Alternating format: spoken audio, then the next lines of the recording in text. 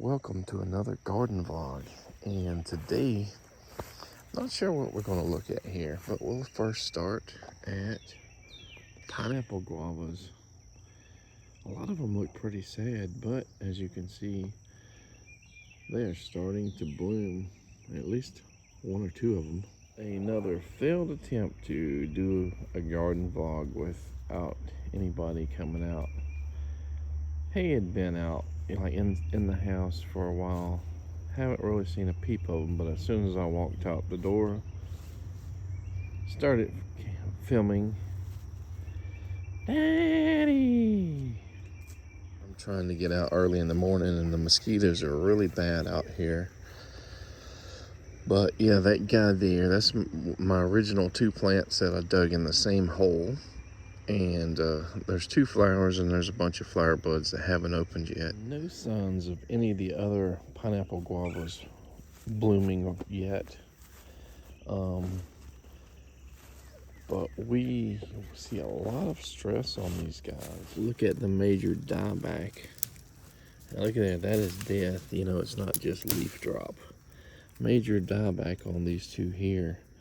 And it seems to be because we're in another drought.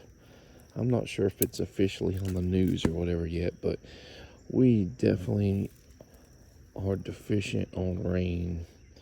So hopefully doing this, mulching this kind of post-mycorrhizal setup in such a large area, which makes it difficult, will help. And hopefully we've got some rain as well to help out, and before some of these guys really start dying down. Their roots start dying. Last summer we had a major drought, and now we're in a spring drought. And for whatever reason, if those two things are connected, or one, this blood orange I don't think has bloomed at all this year. And it got like that following that summer drought last year. We had quite a bit of oranges on it, but almost everything else, grapefruits, oranges, had a very small amount of citrus fruit. So our two red azarol grafts seem to be growing pretty well. And the other red sun hawthorn, probably about 3-4 inches of growth on it. I haven't quite figured out this wrap versus unwrap thing. As you can see, this red sun scion wood here is kind of drawn out. I did a scratch test, it's still green. Had green buds when I had it, you know, when I put it on there, and they kind of shriveled up over time. So hopefully it pushes out new buds. But in this case, it seems like because of those other ones over there did well wrapped, that this guy should have been wrapped. But you know, I have a lot of luck with like pawpaws being unwrapped, and sometimes things that are unwrapped dry out just like this. So are there certain types of plants that prefer to be unwrapped when you graft them, and have a higher failure rate when you wrap them? And obviously these guys here would prefer to keep that moisture retention by being wrapped. I have a feeling that some things you're going to get a better take rate being unwrapped, and some things it's going to be worse. Thing is, I don't have a whole lot of experience wrapping scion wood, you know, and even we've started doing this with like figs and stuff when we're just rooting them in the ground. So maybe in 2 or 3 years, I'll have a better understanding of, you know, this versus that percentages, and we can take it from there. On my last video, planting that pink guava back here, you know, it's over there. It's got some flowers on the bottom. We'll look at it in a minute. We noticed there was a lack of earthworms. No earthworms, no insects, no anything that we could visually see. And we kind of chalked it up to most likely this lowest point in the swampy area. This is drought, so we can walk everywhere here. but this is normally the lowest area on our property. So this should, I guess, be the most acidic area on the property as well. We need to go ahead and do some sort of pH test in the next couple months and figure out what pH range those earthworms are just, they can't come into, it's too acidic for them. So a lot of times we thought when something failed, maybe in a tire or just even in a little raised bed or whatever, some of these hawthorns and stuff we planted that failed, Cherry Hall and Lavelle and a bunch of others, that maybe it was just too wet for it. But now we have to go back and look and see if it was just too acidic, and too acidic for the earthworms to, break down, a lot of the organic material here and to feed the plant, give it nutrients.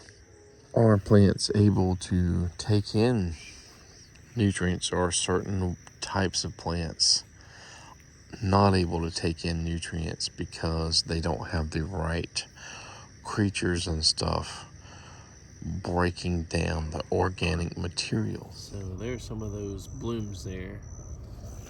We got lime over there, so that's what that powdery stuff is. So we'll probably preemptively try to do something about it, especially with plants that are already in the ground. So how can we start that process? We probably could just spread lime or potash or ashes around the base, or we could probably do like a little post mycorrhizal bed like we've done around a few other plants. Build it up 1 inch, 2 inches, 3 inches, leaves, organic material, green stuff, add some nutrients, add some wheat bran, add some lime ashes, and then give it compost, magic soil, and some worms. Once we have that lime or whatever added to the soil, so that the worms will stay there and work that soil.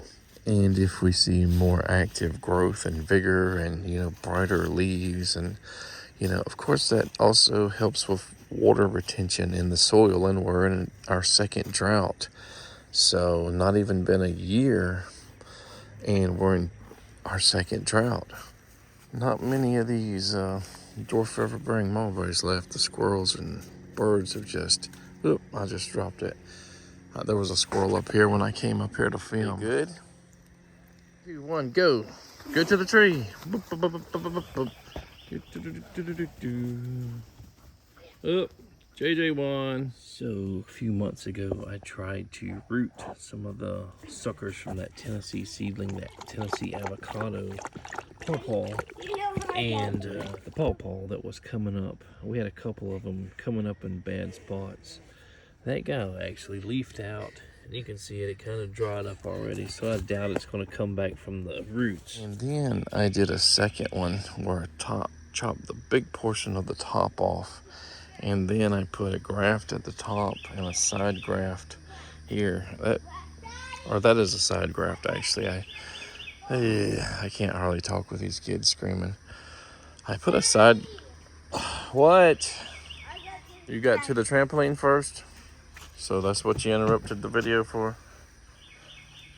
And you're huffing and a puffing, right? Anyway, I think that's 2 different types, but I forgot what cultivars each one were. So whoever gets this, I'm probably going to give it away. Just making sure it's going to survive for a little while. As you can see, that other side graft has a bud that is not going to... There we go. Come in focus, I was going to say. So what I did here was a side graft, and then I chopped it there. So, they're not growing right side by side. The only piece that's growing side by side is where it's kind of attached to the, on the veneer graft. So this will be, if it survives, a 3-in-1. With any root suckers will be Tennessee avocado, and any branches and leaves that come out here will be Tennessee avocado. That will be one thing. That will be something else. Based on my experiences before of trying to get root suckers to actually survive, it's been not a great success. So if I would have known that this guy would potentially survive, I probably would have marked the cultivars, as I did. I don't remember if I did a video of what I did, maybe in that season, whatever, update in between videos. But I'll have to look and see if I have time. And if I do, then I'll go ahead and put the cultivar tags on them. If not, it could be sunflower, could be something else on the bottom. We got our first, what's this, Kina hibiscus flower. It's another one of those crazy times, I guess, to try to do a video. And one of them just said, I have to go poop. The other one said, I have to pee. Are you already done? I didn't know you were going to pee in the bushes over there beside me. Thought you were going to go in with your brother. Butt in your pants. Okay. I can't wait till he goes to VPK next year. Do you want to go to VPK next year? Yeah. What are you going to do there? Are you going to learn stuff? Yeah. And have fun? Yeah. Meet other kids? Hang out with them? Play?